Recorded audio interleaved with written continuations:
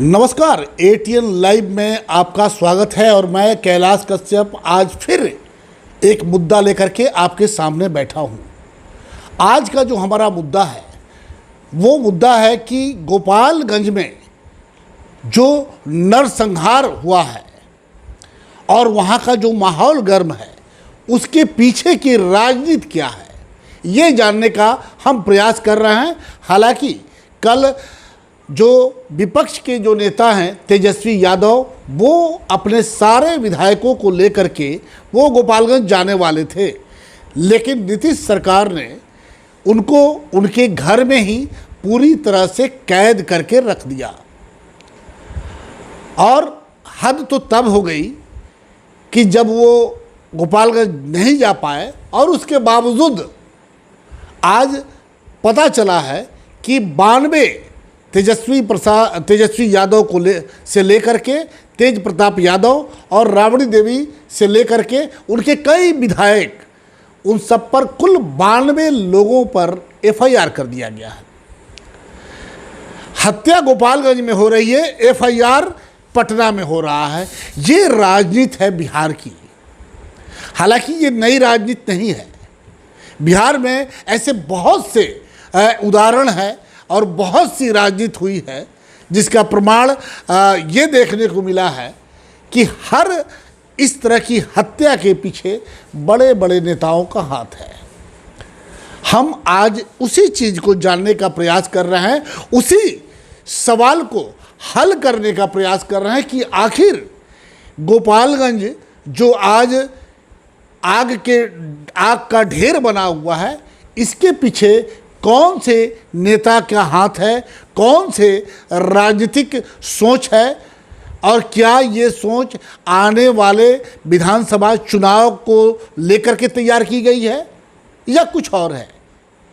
इस अहम सवाल को लेकर के हम राजद के महासचिव, प्रदेश महासचिव अजय चौहान जी के पास बैठे हुए हैं और उनसे पूछेंगे कि ये गोपालगंज में जो हत्या का दौर शुरू हुआ है, क्या वाकई इसके पीछे राजनीति है या कुछ और है। सबसे पहले आपके माध्यम से तमाम बिहार वासियों को मैं राष्ट्रीय जनता दल सिपाही होने के नाते मैं सबको प्रणाम करता हूं, सबको सलाम करता हूं। बहुत अहम सवाल आपका है कि आखिर गोपालगंज में ये मामला जो है बहुत तेज़ी से यह आग फैला हुआ है, इसका क्या मकसद है और क्या यह एक राजनीति का एक पहलू है। हम लोग गए थे वहाँ घटना स्थल पे, हम नेक्स्ट डे ही गए थे वहाँ। राष्ट्रीय जनता दल के सिपाही होने के नाते हम वहाँ गए थे। आप रियलाइज़ करिए, उस पेन को रियलाइज़ करिएगा, उस दर्द को आप रियलाइज़ करिए। जिस घर में उसका नौजवान बेटा दरवाज़ा पर बैठा हो, अपराधी आते हैं और उससे कोई तरीका का रंजिश नहीं है, पूर्व से किसी तरह का एफआईआर नहीं है, कोई उसका राजनीतिक या फिर आपराधिक कोई उनका गतिविधि नहीं रहा है। वह एक साधारण व्यक्ति है, जयप्रकाश यादव जेपी जी, और उसके दरवाजे पे जाके और उसके ऊपर गोली चला दिया जाता है। वह भागता है अपनी जान को बचाने के लिए। अगर मेरे ही घर वह घटना हो या किसी के घर वह घटना हो, तो अगर दरवाजे पे कोई भी घटना घटती है तो निश्चित तौर पर उस घर के रहने वाले लोग बाहर निकल के दौड़ के आते हैं। एहसास करिएगा और उस दर्द को आप समझिएगा अपने दिल से। जेपी यादव की मां आती, जेपी यादव के पिताजी दौड़ के आते हैं कि क्या हुआ। जब जेपी यादव के पिताजी आते हैं तो उनको गोली से छलनी कर दिया जाता, ऑन द स्पॉट वह मर जाते हैं। बूढ़ी माँ दौड़ के आती है कि क्या हुआ, बूढ़ी माँ को भी मार दिया जाता है। भाई नौजवान छत के ऊपर है, वह आता है कि क्या हुआ, आखिर उसको भी गोली मार दिया जाता है, वह व्यक्ति मर जाता है। केवल जरूरत है उस दर्द को एहसास करने की। 3 साल पहले शादी हुई मेरे उस भाई की, उसके पत्नी के पेट में उसका बच्चा है। क्या कहेगा जब बच्चा बाहर आएगा। तो हमारा आप सवाल आपने किया कि आखिर राजनीतिक है कि क्या है।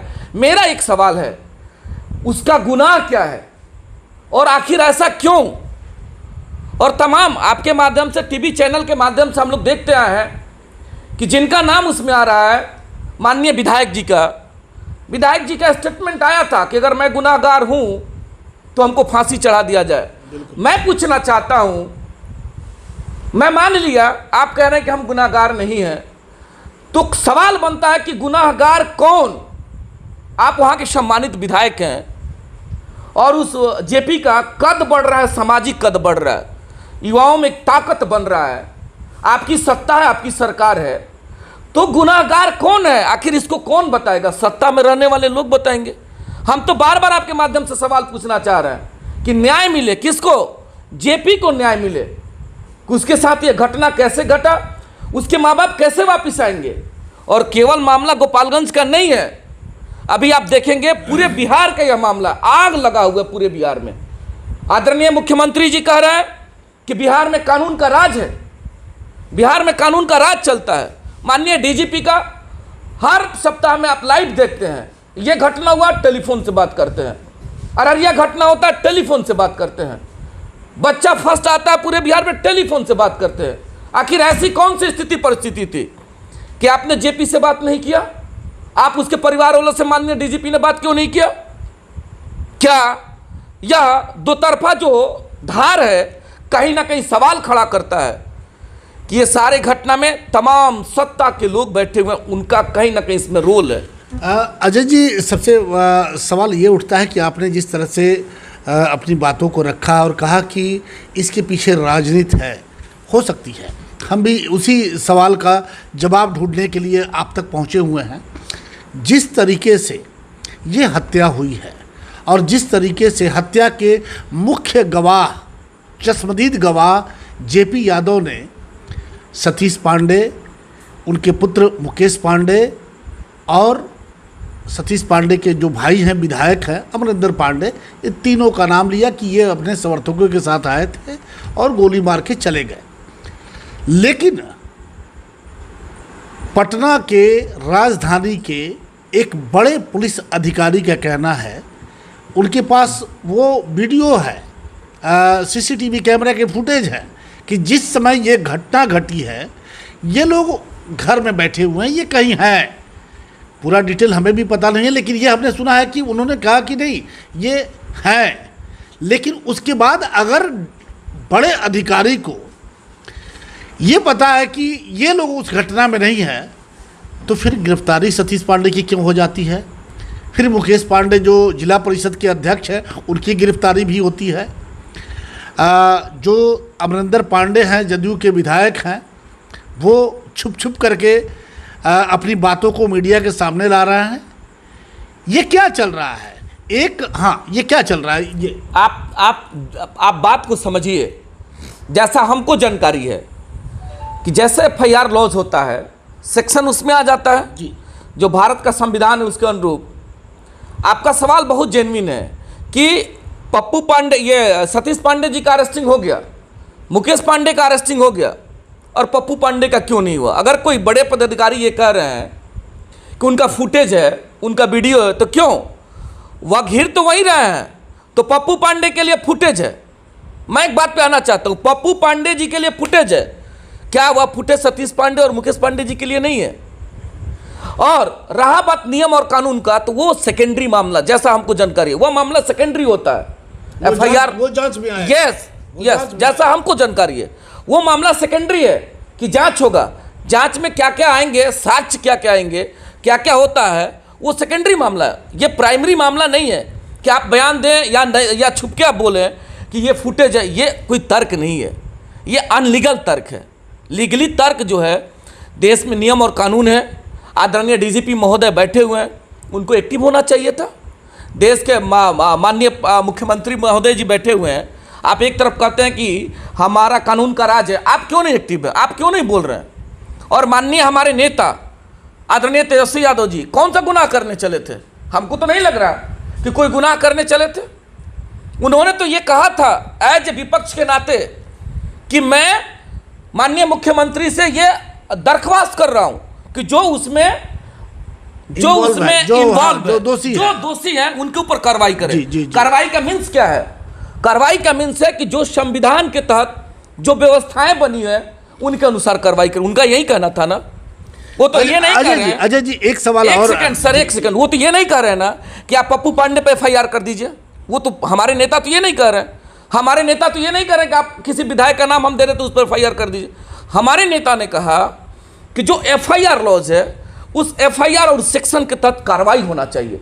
कार्रवाई का मतलब अरेस्टिंग होना चाहिए। यही तो है हमारे नेता का, यही तो कहना है। उन्होंने समय दिया और क्या एज ए विपक्ष ये उनका दायित्व तो नहीं है कि बिहार में अगर कानून का राज बिगड़ रहा है, बिहार में अगर कानून व्यवस्थाएं चौपट हो रही है, तो क्या हमारे नेता आवाज नहीं उठाएंगे? जनता ने उन्हें जनादेश दिया है किसके लिए? कि अगर कहीं कोई सत्ता के बैठे हुए लोग गलत कर रहे हैं तो विपक्ष होने के नाते आपकी जवाबदेही और जिम्मेवारी बनती है उस पर सवाल उठाना। अजय जी सवाल एक और है कि सिवान के भी या गोपालगंज के भी बहुत सारे जो जनप्रतिनिधि हैं, जो नेता हैं, वो ये कह रहे हैं कि अमरिंदर पांडे को या पांडे परिवार को फंसाने का काम किया जा रहा है। अब ये समझ में नहीं आ रहा है कि सरकार, वो विधायक हैं, अमरिंदर पांडे विधायक हैं और सरकार उनकी है, शासन उनका है, प्रशासन उनका है, फिर फंसा कौन रहा है भाई? ये समझ में नहीं आ रहा है। ये कहने वाली बात है। हमको तो ऐसा नहीं लगता है।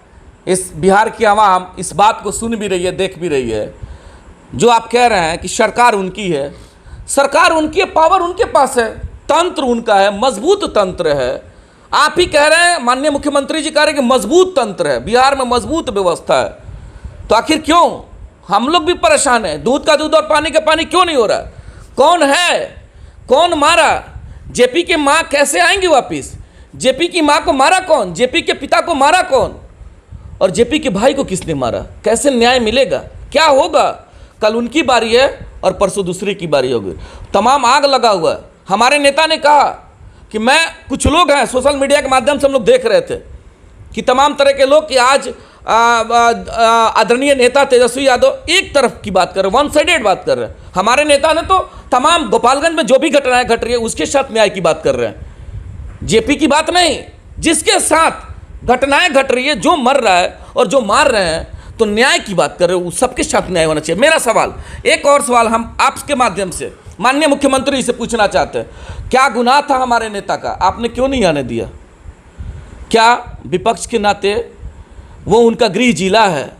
ये भी जानना चाहिए। क्या नीतीश कुमार डर गए तेजस्वी यादव से? नीतीश कुमार जी डरे नहीं। नीतीश कुमार जी के पास जवाब नहीं है। हमारे नेता जब वहाँ से आते और न्याय की बात करते तो पटना में बैठे हैं, उसके बाद भी आप नहीं बात कर रहे हैं, तो क्यों नहीं हमारे नेता कहे कि आप अरेस्टिंग नहीं करेंगे तो हम जाएंगे, जेपी के घर जाएंगे, न्याय के लिए जाएंगे। ऐसा नहीं है कि जेपी को लेकर के कल जिस तरह से तेजस्वी यादव या उनके पूरे परिवार या और विधायक, राजद के जो विधायक उनके यहाँ इकट्ठे हुए थे और जिसके साथ गोपालगंज आना था उनको, लेकिन जिस तरीके से उनको घर में ही कैद करके रख दिया गया, उतना पुलिस दिखाई दे रहा था सारे टीवी चैनलों पे। तो क्या वाकई क्या नीतीश कुमार डर गए थे कि अगर तेजस्वी यादव गए, चुनाव का माहौल है, तो ये कहीं ना कहीं सरकार के लिए खतरे की घंटी होगी? नहीं, डरना स्वाभाविक है, वो तो डर चुके हैं। और डरने की बात तो छोड़ दीजिए, आप पहले ये तो समझ लीजिए कि जनाधार की जब बात करेंगे, अभी इस बिहार में आदरणीय नेता तेजस्वी यादव जी के पक्ष में लोगों का रुझान है। और ये तेजस्वी यादव जी आप देखिएगा 2020 में, हम बार बार कह रहे हैं, हम हर जगह चिल्ला चिल्ला के कहते हैं कि बिहार की जनमानस मन बना चुकी है। किसके लिए?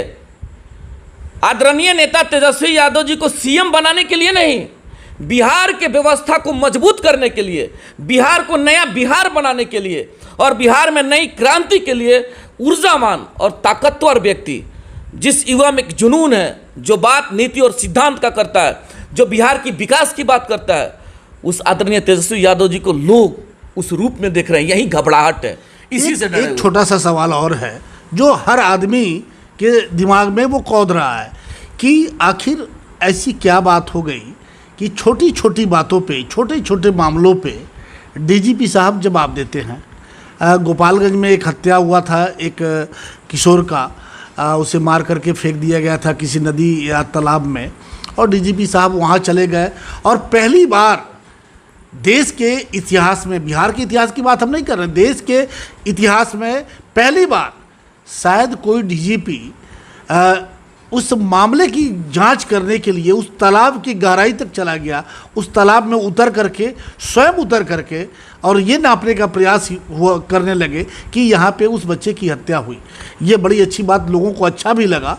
लेकिन इस मामले में 3 लोगों की हत्या होती है, एक परिवार एकदम रो रो करके उसका बुरा हाल है, एक एक साथ 3 अर्थी उठती है उस घर से, और डीजीपी महोदय इस पर एक शब्द अभी तक 3 दिन 4 दिन बीतने जा रहा है, लेकिन अभी तक एक उनका कोई जवाब नहीं आया है। आखिर इतनी चुप्पी क्यों? हम लोग विपक्ष में रहने के बाद भी, आप जैसा कह रहे हैं कि आदरणीय डीजीपी साहब आए थे, हम लोग भी देखे थे उस वीडियो को कि पानी में डीजीपी साहब कपड़ा खोल के जाते हैं, इतना तक पानी हम लोग भी देखे थे, बहुत अच्छा लगा था। विपक्ष होने के बाद भी हम लोग सराहना किए थे। ये तरीका, ये सिस्टम एक अपवाद है, उन्होंने एक मिसाल कायम किया। हमको लगता है कि आजकल के प्रशासनिक और पुलिस महकमा में वो ऐसा पहली बार था, और अब होगा भी नहीं होगा हम नहीं जानते हैं, लेकिन वैसा पहली बार था। ठीक है, वो तो वह हुआ, अच्छा हुआ, लेकिन इस पर क्यों नहीं? क्या आदरणीय डीजीपी महोदय सत्ता में बैठे हुए जो हमारे नेता हैं उनका नाम जब आ रहा है, क्या उसके चलते डरे हुए हैं? अगर नहीं डरे हुए हैं तो मैं मांग करता हूं आदरणीय डीजीपी महोदय से, आप भी चल के आएँ, और आप प्रशासन के हेड हैं, आप चल के आएँ, और हमारे नेता आदरणीय तेजस्वी यादव जी जो न्याय की मांग कर रहे हैं, आप वहां से आएँ और गोपालगंज में जाएं और उस परिवार से मिलें, और मिल करके उस परिवार को न्याय दिलाने का कार्य करें। मैं ये नहीं कह रहा हूं कि आप जाइए और जाकर के जो निर्दोष लोग हैं उनको फंसा दीजिए। अगर निर्दोष हुआ है तो दोषी कौन है, सवाल इस पे है। मेरा बार बार सवाल है कि अगर वह निर्दोष है तो दोषी कौन है? ये कौन बताएगा? सत्ता में बैठे हुए लोग बताएंगे। ये कौन बताएंगे? जिनके पास शक्ति है वह बताएंगे। कब बताएंगे? यही जानने का प्रयास हम भी कर रहे हैं, और इसी सवाल को जानने के लिए हम आज से लगभग 19 साल पीछे चलते हैं। हमने कहा था कि आखिर इसके पीछे कौन से लोग हैं, इस हत्या के पीछे कौन से लोग हैं। जो नामजद विधायक हैं वो भी कह रहे हैं कि हमने नहीं किया है। तो अगर उन्होंने नहीं किया या उनके लोगों ने नहीं किया तो किसने किया ये हत्या? क्यों हुआ ये हत्या? क्यों आज गोपालगंज जल रहा है? तो मैं एक छोटी सी घटना का जिक्र करूंगा आपके साथ। 19 साल पहले 2001 की घटना है, और चूँकि ये सिवान से जुड़ा हुआ मामला है, प्रतापपुर की हम चर्चा करेंगे। जब प्रतापपुर कांड हुआ था सिवान में, उस समय लालू यादव जी की सरकार थी, और शहाबुद्दीन यहाँ के बादशाह हुआ करते थे, आज भी हैं। अब ये सवाल उठता है कि उस समय जब लालू यादव की सरकार थी, राजद के नेता थे शहाबुद्दीन, फिर भी उनके घर पे हमला हुआ, सारा एडमिनिस्ट्रेशन बिहार का उसमें लगा, और तो और आपको उत्तर प्रदेश से भी पुलिस मंगाई गई, और वहाँ पे जम के दोनों तरफ से गोलीबारी भी हुआ, दर्जनों लोगों की जान गई उसमें। और कुल मिला के ये लगा कि शायद सत्ता ये बर्दाश्त नहीं कर पाया कि शहाबुद्दीन का जो कद बढ़ा है वो बर्दाश्त, और लालू यादव उससे नाराज़ थे। आज परिस्थिति कुछ उसी तरह की है जो सिवान में 2001 में हुआ था 16 मार्च को। कुछ वही परिस्थिति गोपालगंज में दिखाई दे रही है। ये हमारा मानना है, हमारा आकलन है कि क्या इसके पीछे कहीं ऐसा तो नहीं कि जो पांडे परिवार का कद जो बड़ा धीरे धीरे बढ़ता जा रहा है गोपालगंज में, वो बड़े नेताओं को खटक रहा है, और उसी के तहत ये सारा सिस्टम चल रहा है, और ये सारी घटनाओं पे उसी तरह का काम चल रहा है। आपको तो सबसे पहले आपने चर्चा किया कि हम लोग के नेता आदरणीय शहाबुद्दीन साहब के यहाँ उस समय ये जो घटना हुआ था 16 मार्च, ये तो लंबा टाइम का बात है, चूँकि उस समय हम लोग स्टूडेंट लाइफ में थे। चूँकि 20 साल पहले की घटना और 41-42 साल का उम्र है, तो बहुत जानकारी उस मामला में नहीं है। लेकिन हमारे नेता और हमारी जो सरकार रही है, पूर्व की बात थोड़ा सा उस पर ध्यान आपका आकृष्ट करवा देना चाहते हैं। हमारे नेता आदरणीय शहाबुद्दीन साहब हर वक्त ये जो शो हर वक्त नियम और कानून, जो मतलब संवैधानिक जो व्यवस्था है, न्याय, उसके तहत उन्होंने उसमें विश्वास करके और आज तक उसी विश्वास के अनुरूप वह चलते आए हैं।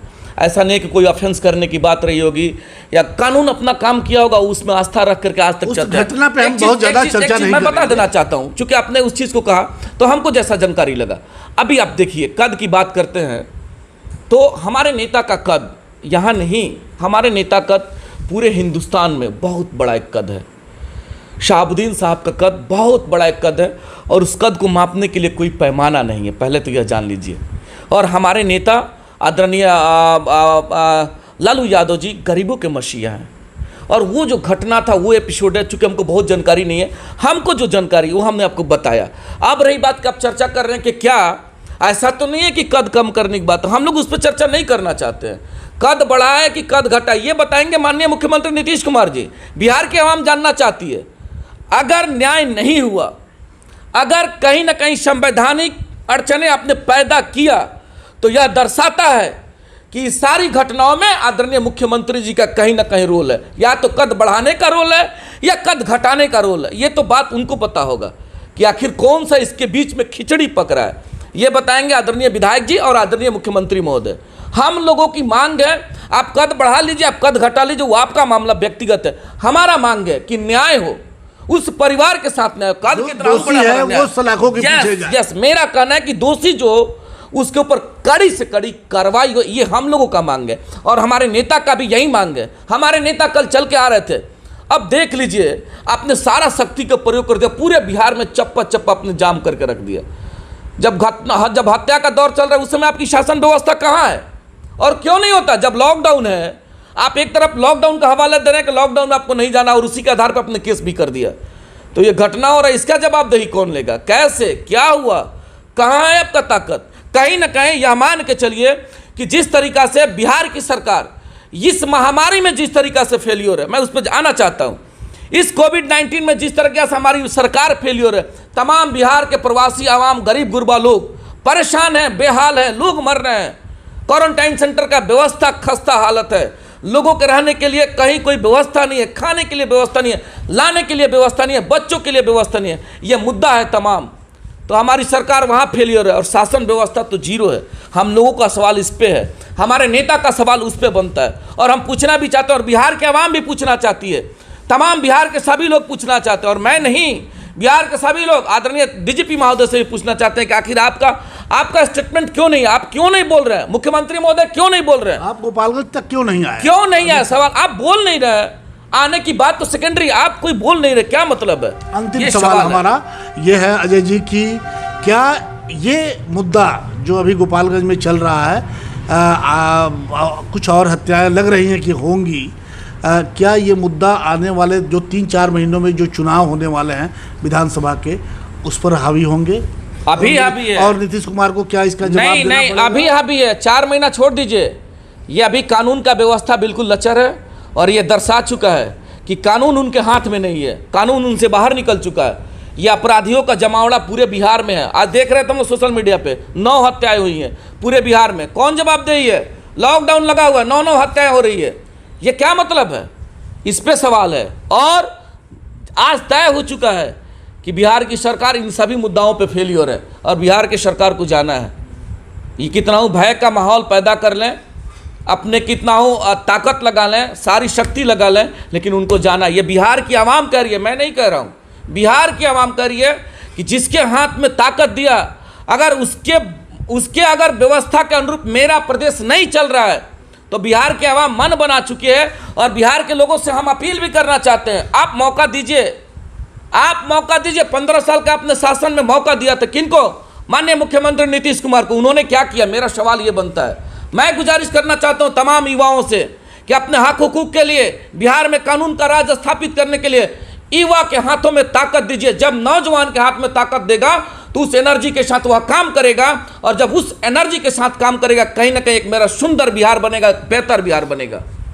चलिए, आपने देखा कि गोपालगंज के ज्वलंत मुद्दे पे अजय चौहान ने जिस बेबाकी तरीके से अपनी बातों को रखा और बिल्कुल वो सिर्फ सरकार से ये डिमांड कर रहे हैं कि जिन लोगों ने जेपी यादव के भाई की हत्या की, उनके पिता की हत्या की, उनकी माँ, बुजुर्ग माँ को मार डाला, वो लोग सलाखों के पीछे कब आएंगे और कौन हैं वो, और इसका सारा दायित्व बिहार सरकार का बनता है। इसमें कहीं दो राय नहीं है कि सरकार कहीं ना कहीं, सरकार से कहीं ना कहीं चूक हुई है और उस चूक को अब देखना है कि नीतीश कुमार कितना जल्दी उस चूक को ख़त्म करते हैं, उस चूक को सुधारने का काम करते हैं और जो असल में जो अपराधी है वो सलाखों के पीछे जाए। और जिस तरह से हमने सवाल किया था कि क्या इसके पीछे कहीं ऐसा तो नहीं कि राजनीति है, तो अजय चौहान जी ने साफ शब्दों में कहा कि वो तो अब समय बताएगा कि राजनीति है या कुछ और है। हालांकि अजय जी कुछ और कहना चाहते हैं, हम उनकी बात को भी सुन लेते हैं। आप देखिए लोकतंत्र में इसका क्या जगह है। आप देखेंगे जैसा हम लोग आज पेपर पे देख रहे हैं, इसका लोकतंत्र में कहीं जगह है। विपक्ष के नेता होने के नाते उन्होंने न्याय की बात कर रहे हैं कि उनको न्याय, जेपी के साथ न्याय होना चाहिए। और देखिए ये क्या है, 92 लोगों पे, राबड़ी तेजस्वी समेत राजद के 92 नेताओं पे केस दर्ज हुआ। क्या यही ताकत है? ये सवाल है, हम लोगों का सवाल है, आखिर क्यों हम न्याय की मांग करते हैं? ये मेरा लोकतांत्रिक अधिकार है, भारत के नागरिक होने के नाते मेरा लोकतांत्रिक अधिकार, हम मांग करेंगे न्याय की बात। और विपक्ष के नेता होने के नाते ये उनका अधिकार है। क्या उन्होंने 2 दिन पहले सरकार से दरख्वास्त नहीं किया था कि न्याय हो उनके साथ? आखिर उस समय सरकार नीतीश कुमार कहाँ थे और उन्होंने उस पर क्यों मंतव्य अपना क्यों नहीं दिया कि हम कार्रवाई कर रहे हैं? क्या क्या कार्रवाई हुआ उनको बताना चाहिए था। तो 2 दिन समय बीतने के बाद भी जब माननीय नेता तेजस्वी यादव जी ने जब टाइम दिया था कि आप हमें न्याय दीजिए, हम 4 दिन का समय दे रहे हैं, नहीं तो हमारा ये प्लान है, उन्होंने जिसकी सूचना दी थी कि हम ये करेंगे, तो ठीक है, अगर ये करेंगे तो आपने व्यवस्था क्यों नहीं दिया? आप हमारे नेता को गोपालगंज आने क्यों नहीं दिया? वो तो जा रहे थे जेपी के परिवार से मिलने, तो उनको आने देना चाहिए था। और उसके बाद 92 लोगों पे आपने FIR कर दिया। क्यों? सत्ता में आप सत्ता के ताकत का दुरुपयोग कर रहे हैं। ये मेरा सवाल है। इसको क्या माना जाए कि नीतीश कुमार इमरजेंसी की तरह, जैसे 77 में हुआ था, इंदिरा गांधी ने इमरजेंसी लाया था, क्या उसी रास्ते पे नीतीश कुमार चल रहा है? निश्चित तौर पे अपने ताकत का दुरुपयोग कर रहे हैं। हम बार बार हम लोग कह रहे हैं कि जो जनता ने जनादेश दिया एक विकसित बिहार बनाने के लिए, एक सुंदर बिहार बनाने के लिए, आपने वह काम नहीं किया। आप कहीं ना कहीं बिहार को बीमार बिहार आपने बना दिया है और आप घबराए हुए हैं और अपने ताकत का दुरुपयोग कर रहे हैं। इस दुरुपयोग का यह सीधा सीधा नजीर जाता है। आप 92 लोगों पे FIR करना लोकतंत्र में अधिकार बनता है। भारत की राजनीति अजीब तरीके से रही है। 1977 में भी जो चर्चा हो रही थी कि कल, हालांकि तेजस्वी यादव जो बिहार विधानसभा के विपक्ष के नेता हैं, वो अपने विधायकों के साथ आना चाहते थे, नहीं आ पाए और उसके बावजूद सरकार ने, नीतीश की सरकार जो है, उनके द्वारा 92 लोगों पर कुल मिलाकर के FIR कर दिया गया। ये कहीं ना कहीं जिस तरीके से भारत में 1977 में इंदिरा गांधी ने एक अघोषित इमरजेंसी लाया था और उसका खामियाजा भी भुगतना पड़ा था। जनता पार्टी की सरकार ने इंदिरा गांधी को वो पटकनी दी थी। तो अगर यही सिलसिला जो इमरजेंसी का, आप सारे नेताओं को बंद नहीं कर सकते हैं, वो अच्छे हैं बुरे हैं वो जनता तय करेगी, उनके बारे में चाहिए। लेकिन ये कहीं से भी लोकतंत्र के लिए अच्छा संकेत नहीं है कि आप नेताओं को FIR कर दें नेताओं पर और फिर उन्हें जेल की सलाखों के पीछे डाल दें और फिर आप इसके बदौलत आप सत्ता हासिल नहीं कर सकते हैं। हालांकि ये 4 महीने के बाद तय होगा कि जनता किसे बिहार का ताज सौंपती है। लेकिन गोपालगंज का मुद्दा कहीं न कहीं नीतीश कुमार पर भारी पड़ जाएगा अगर उन्होंने इंसाफ नहीं किया तो। गर्मी की होगी अब छुट्टी, घर बैठे मंगाए कूलर, पंखा और घरेलू वायरिंग के सामान फ्री होम डिलीवरी के साथ। हेवल्स, एंकर, फिलिप्स और क्रॉम्पटन के एकमात्र अधिकृत विक्रेता मनीष इन्फोकॉम एंड मोबाइल, मखदुम सराय मोड़, सिवान। Mobile number 9934019286।